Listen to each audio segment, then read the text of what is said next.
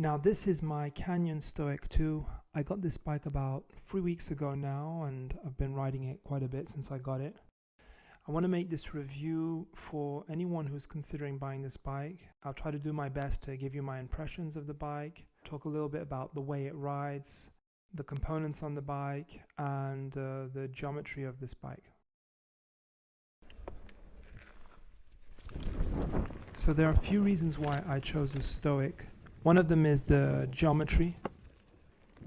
It has a relatively short chainstay, and the bottom bracket is not too low. A lot of bikes have very low bottom brackets these days, and it's not something that I'm really looking for when I'm buying a bike. The head tube is also not too slack. It's got a 65-degree head angle. Now also I really like the sizing of this bike. This is a size large. It has a 480mm reach, so it's quite a long reach, and that's what I wanted. And so the seat tube height is 460mm, so it's not too high. I would go with Canyon's sizing recommendation. I think they've done a really good job sizing these bikes. I don't see any need to size down or to size up. Now I did make a couple of changes on this bike. I changed the handlebar and I put a longer stem, and I also put a dropper post on it because I had one already, and yeah, it quickly becomes boring riding without one, so I did that as one of the first things I'd done when I got the bike. First time trying the bike, I quickly felt uncomfortable with the handlebar, and so that's the first thing I changed. It just, the shape of the handlebar I feel is very kind of awkward. It kind of just has a strange shape to it, and it's very low. The stack of this bike is pretty low already, so that wasn't helping, and I just felt, yeah, overall that my body position on the bike really was not good, and that it was going to really mess up my riding. So I recommend putting a higher rise bar on this bike, especially with the Stoic 2, because it has a lower rise bar than the Stoic 3 and 4. I also added a longer stem. The stem that comes originally on this bike is a 40mm stem, and I put a 50mm stem. The handlebar that I put on has a 40mm rise, and now I feel really comfortable on the bike. I feel really good. But I think in general, I would recommend changing the handlebar. You can get a cheap handlebar that's got more rise to it and a better shape than the one that comes originally on this bike. So other than that, I didn't change anything on the bike. It was important for me just to see what this bike is capable of with all the components that come on with it. And mainly I was surprised in a good way by everything. The brakes on this bike are really good. They're the Shimano MT200, and they really perform well. They really got a lot of power actually. I wasn't expecting budget brakes to work so well. I never felt like I was lacking power in the steep descents. I like the feel they have. I brake with one finger, and I never felt at any moment that I was lacking power down the trails. I'm impressed by them. This Shimano MT200 must be the first price point for hydraulic brakes with Shimano. And yeah, they perform really well. They're really good. It's something that I don't think you would need to upgrade at all. The forks that come on this bike seem to work really well too. I have no real complaints to make about their performance. Even on this kind of rocky, bumpy trail going down fast, I never felt that the forks were limiting me in any way. So overall, I'm pretty happy about them. But I will say that I do see some sort of like oil that seems to be leaking at certain areas.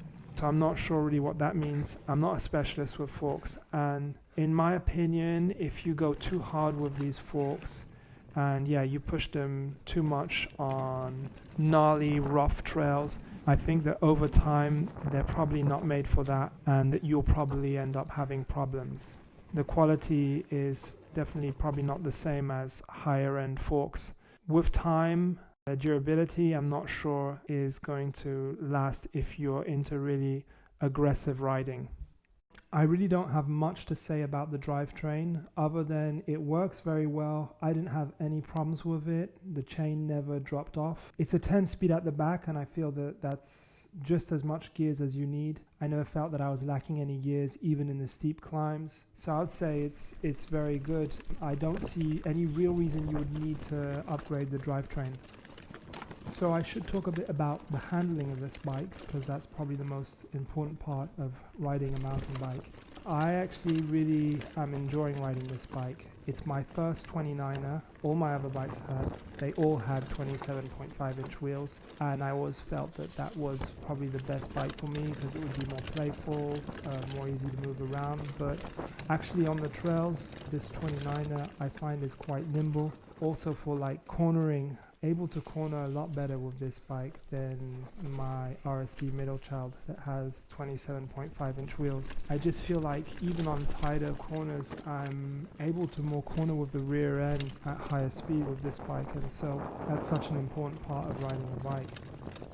Also jumps. I feel that this bike also jumps really well. It just feels stable in the air. You have the feeling that you could hit really big jumps with this bike. There are not many big jumps where I live.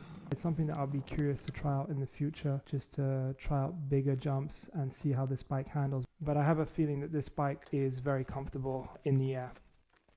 I do a lot of manuals and a lot of wheelies, and it's something that I really enjoy doing, that I spend a lot of time doing when I'm riding my bike. And I also like doing a lot of trials moves, so like bunny hops and jumping up to back wheel, even a lot of static moves. Yeah, I feel that this bike is actually not too bad at that. I wasn't sure what to think since I never really had ridden a 29er before. In the end, it's actually quite fun doing it with this bike. I'm still getting used to this bike and learning how to use it well, but yeah, I find that the bike is nimble enough. I don't have too many problems moving the bike around. I'm actually having a lot of fun doing this sort of stuff with this bike.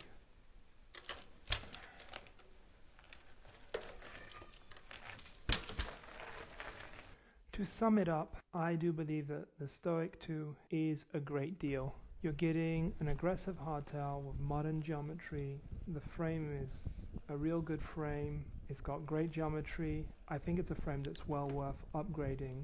Other than changing the handlebar and adding a dropper post, the bike is fully capable and you pretty much can do anything with it.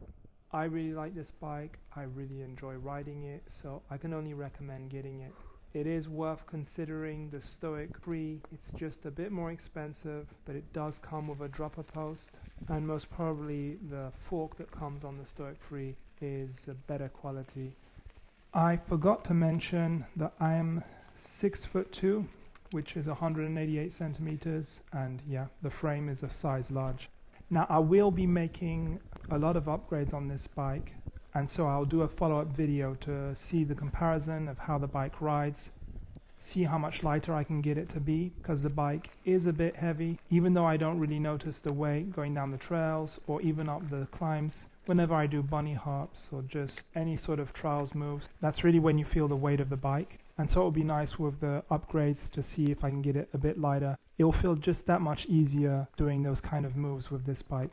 If you like the video and this video has helped you in any way to make a decision about the Stoic 2 or even the Stoic 3 and 4, please leave a like, and if you can, subscribe. I'm going to try to do more videos like this. If I see that there is an interest, I'll try to carry on. I'll try to do a review on my RSD middle child and maybe some other bikes too.